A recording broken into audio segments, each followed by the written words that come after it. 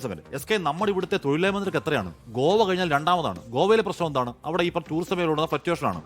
നമുക്ക് നമ്മുടെ തന്നെ സാലൻ ഫീച്ചേഴ്സ് ആണ്. ഇവിടെ തൊഴിലില്ലായ്മ നിരക്ക് അതിഭീകരമാണ്. റിവേഴ്സ് മൈഗ്രേഷൻ ഉണ്ടോ? എന്തുകൊണ്ടാണ്? SK വലിയ പ്രശ്നമുണ്ട് ഇവിടെ.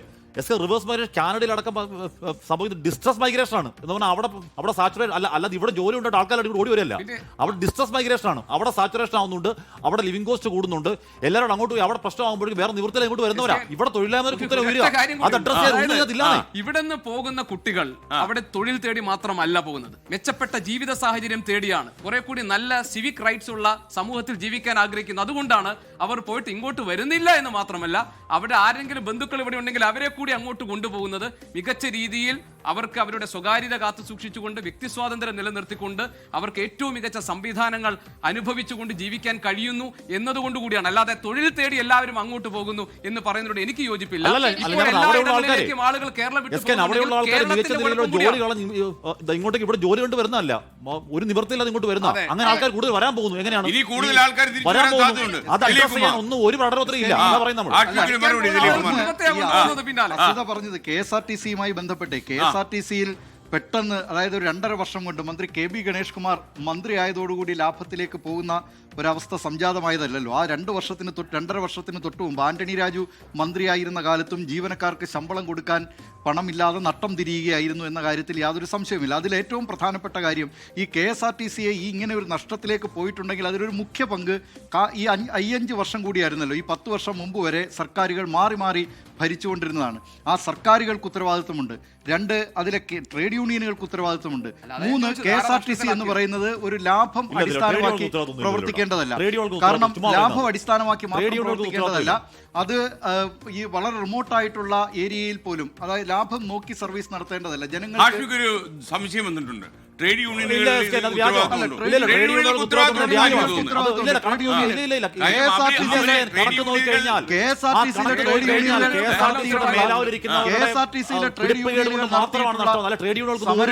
നമുക്കറിയാമല്ലോ.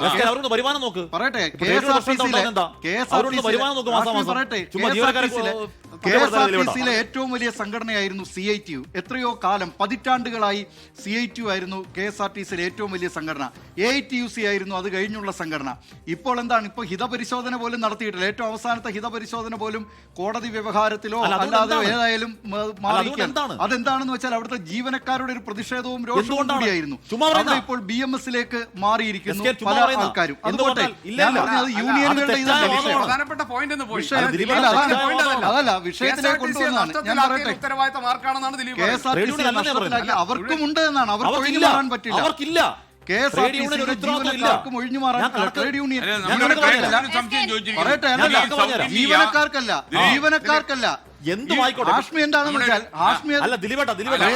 ട്രേഡ് യൂണിയനുകൾക്കെന്നാണ് പറഞ്ഞത്. ജീവനക്കാർ ആത്മാർത്ഥമായിട്ട് പണിയെടുക്കുകയും അവർക്കുള്ള അവകാശം കൊടുക്കാൻ കഴിയാതിരിക്കുകയും KSRTC-യിലെ ട്രേഡ് യൂണിയനുകളാണ്.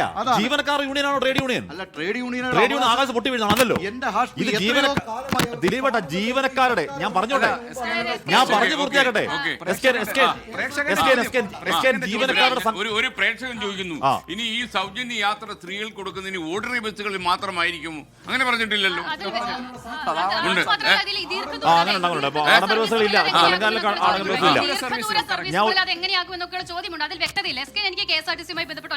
KSRTC നമ്മൾ ഒരുപാട് ചർച്ച ചെയ്യണ്ട.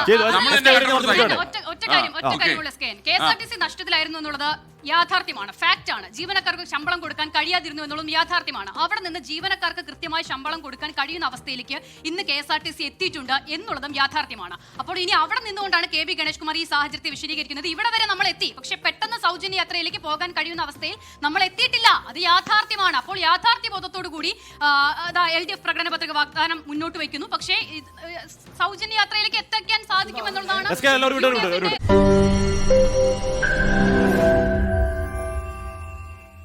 ലോകത്തെവിടെയായാലും ഏത് സമയത്തും 24 വാർത്തകളും ഓഗ്മെന്റഡ് റിയാലിറ്റി പാക്കേജുകളും എക്സ്പ്ലെയിനറുകളും വിശദമായി കാണാൻ ഞങ്ങളുടെ YouTube ചാനൽ നിങ്ങൾക്ക് സബ്സ്ക്രൈബ് ചെയ്യാം.